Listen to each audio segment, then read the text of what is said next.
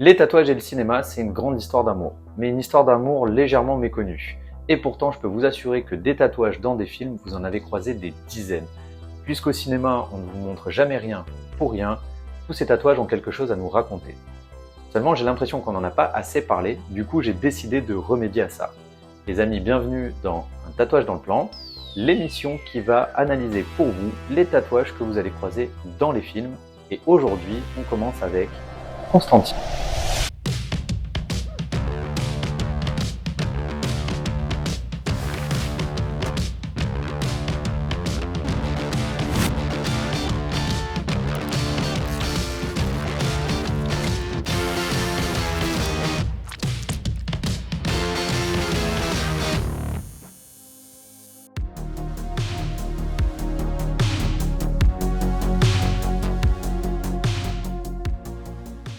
Bon, avant de vous parler de tatouage, on va un peu parler de cinéma. Sorti en 2005 et réalisé par Francis Lawrence, Constantine est l'adaptation cinéma du DC Comics Hellblazer. On y suit la quête d'un anti-héros, John Constantine, interprété par l'immense Keanu Reeves, qui tente de racheter sa place au paradis après avoir commis un péché interdit. Car oui, dans Constantine, paradis et enfer sont une réalité qui interagit directement avec le monde des vivants. Pour accomplir cette quête, il choisit de chasser les démons présents sur Terre et de les renvoyer en enfer. Et pour combattre ces démons, il dispose d'un large panel de compétences, allant du prêtre exorciste au magicien occulte, en passant par l'alchimie. Tous ces éléments font de John un personnage fascinant et profond. D'un point de vue purement personnel, j'adore ce film. J'avais 14 ans lorsqu'il est sorti et il est rapidement devenu un incontournable de ma DVD Tech. Il est le témoin d'une époque où les adaptations de comics n'étaient pas encore polluées par la standardisation à la Marvel. De plus, c'est mon plus vieux souvenir de tatouage dans une scène de film. C'est clairement le premier film auquel j'ai pensé en voulant parler des tatouages dans le cinéma. C'est donc logique que je commence avec lui. Bon, et justement, si on parlait un peu de tatouage.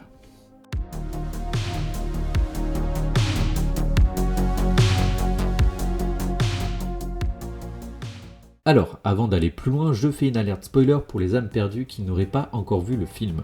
Je suis obligé de spoiler un twist important du film pour analyser les tatouages de John.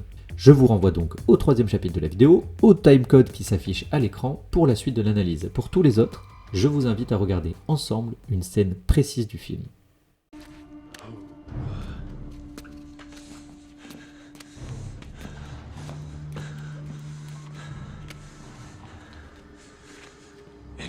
I command thee. Into the light I command thee. Into the light I command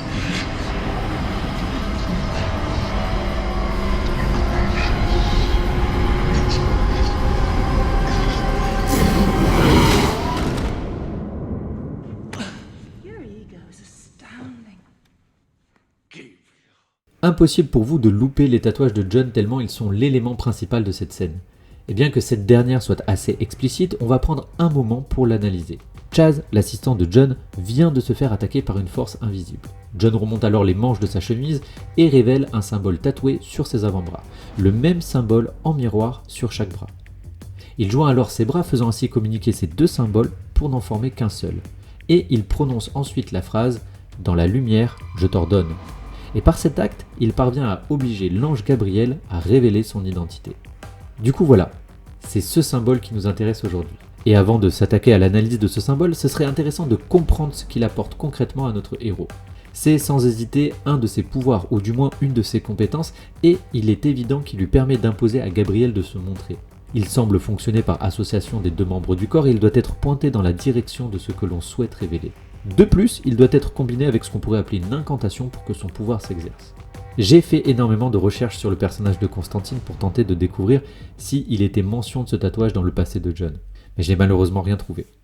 En revanche, j'en ai appris beaucoup sur les capacités et les pouvoirs de John. Et comme je l'ai évoqué plus tôt, John pratique à la fois la magie, l'occultisme et l'alchimie. Et dans la liste de ses compétences, j'ai relevé une note qui m'a particulièrement interpellé. Cette note disait « John maîtrise les sorts de révélation et de dissipation ». Tout commence alors à s'éclaircir un peu.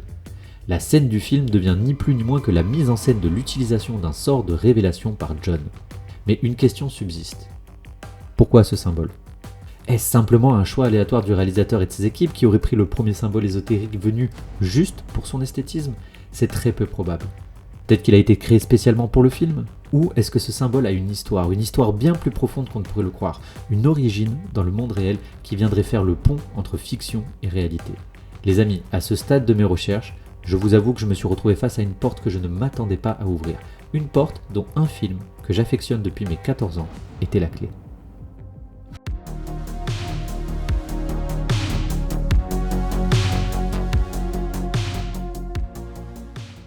Derrière cette porte, je découvris une partie fascinante du monde de l'alchimie. Et avant d'aller plus loin, c'est quoi l'alchimie? J'ai malheureusement trop peu de temps pour répondre en détail à cette question, mais pour faire simple, l'alchimie est une discipline qui peut se définir comme un ensemble de pratiques et de spéculations en rapport avec la transmutation des métaux. L'un des objectifs principaux de l'alchimie, c'est la réalisation du grand œuvre, soit la création de la pierre philosophale, et on dit merci à Wikipédia.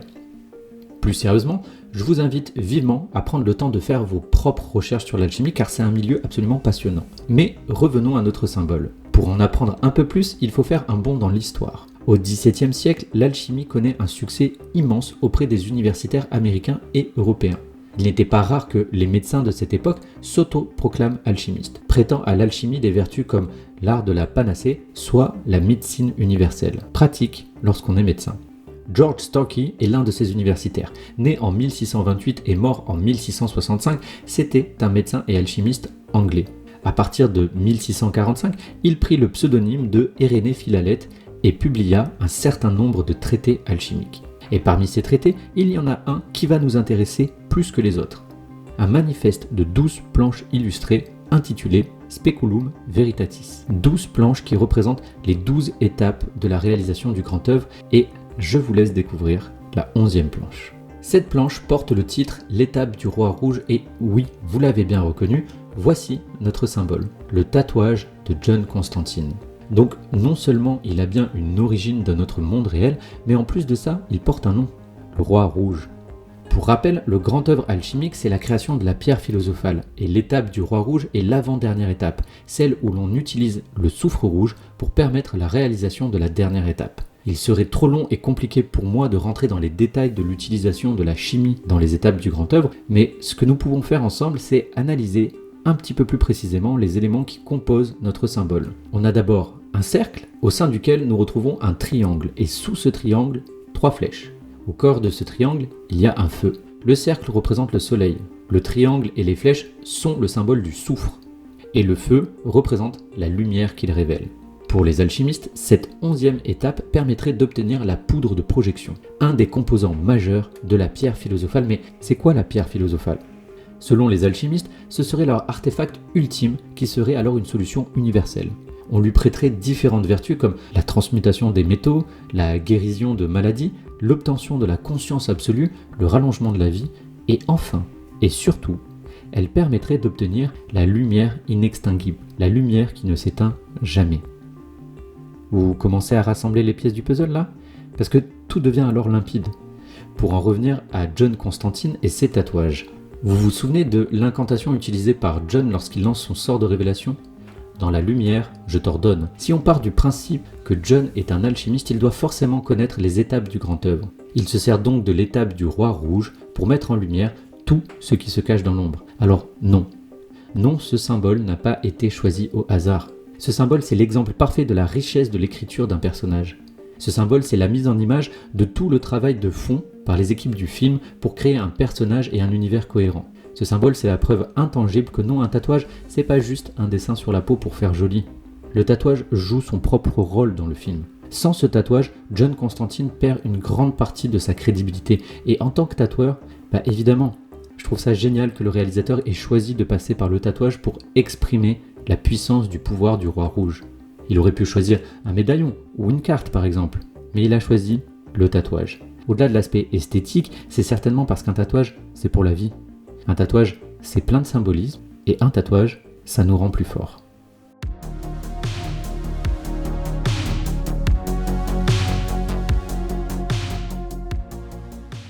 Pour conclure, je dirais que Constantine, c'est le film parfait pour vous montrer le lien entre tatouage et cinéma. Derrière une scène, un plan, qui dure seulement une dizaine de secondes dans le montage du film, on peut se rendre compte de tout le travail de recherche et d'écriture pour justifier de ce que vous verrez à l'écran.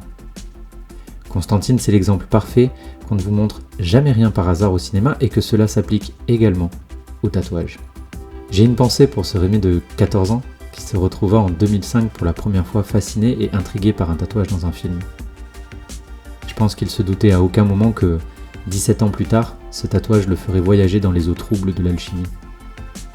Et vous alors ? Auriez-vous imaginé qu'un simple tatouage croisé dans un film pouvait cacher autant de symbolisme et de mystère ?